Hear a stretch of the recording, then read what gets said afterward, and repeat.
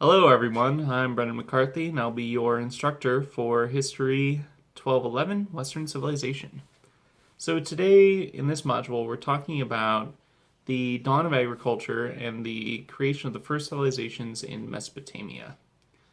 And one of the things that John Green talks about is how religion and government kind of melded together, and how governors use religion to create legitimacy for themselves. Now, legitimacy is something we're going to be talking about a lot in this course, so I want you to pay attention.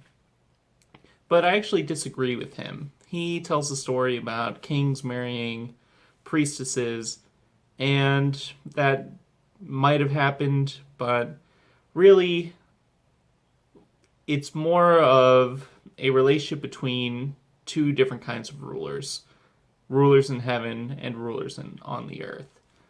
And I think the best example to start with is actually a primary document called the Song of the Hoe. Listen up.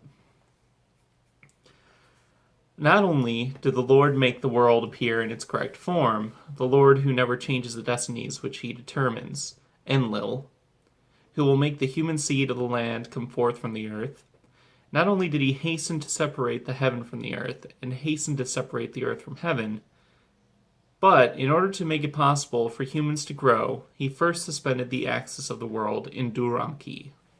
He did this with the help of the hoe.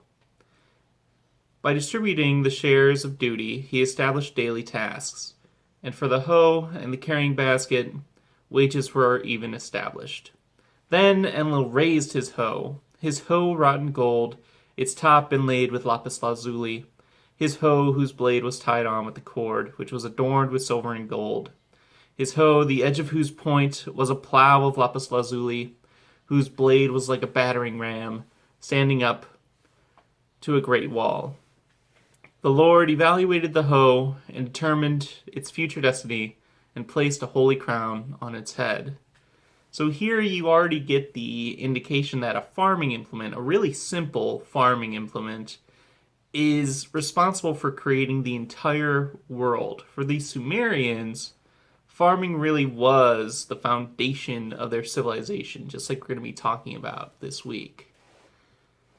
And as this hymn continues, Enlil creates humans with the hoe, he establishes leaders using his hoe, and finally, we have this closing lines. The hoe makes everything prosper. The hoe makes everything flourish. The hoe is good barley. The hoe is a hunting net. The hoe brick molds. The hoe has made people exist. It is the hoe that is the strength of young manhood. The hoe and the basket are the tools for building cities. It builds the right kind of house. It cultivates the right kind of fields. It is you, hoe, that extend the good agricultural land. The hoe subdues for its owner any agricultural lands that have been recalcitrant against their owner, any agricultural lands that have not submitted to the owner. It chops the heads off vile esparto grasses, yanks them out of their roots, and tears their stalks. The hoe subdues the weeds. The hoe, the implement whose destiny was fixed by Father Enlil, the renowned hoe, Nisaba be praised. So what this hymn hopefully shows you is just how much work goes into these civilizations. You need to prepare fields, you need to dig irrigation, you need to build walls, prepare defense. And that takes an awful lot of organization. And the people in control of that organization are the government, just like they are today. And this government uses religion to give itself legitimacy.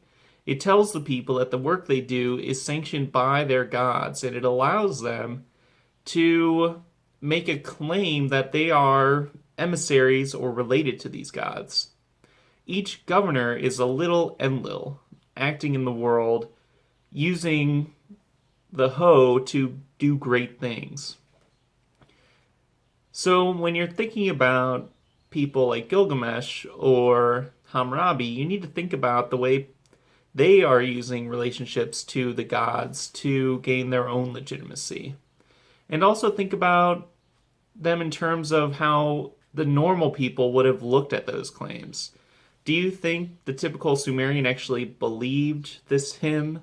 Do you think that they believed it when Gilgamesh said he was two-thirds divine? Or when Hammurabi called himself the emissary of Marduk?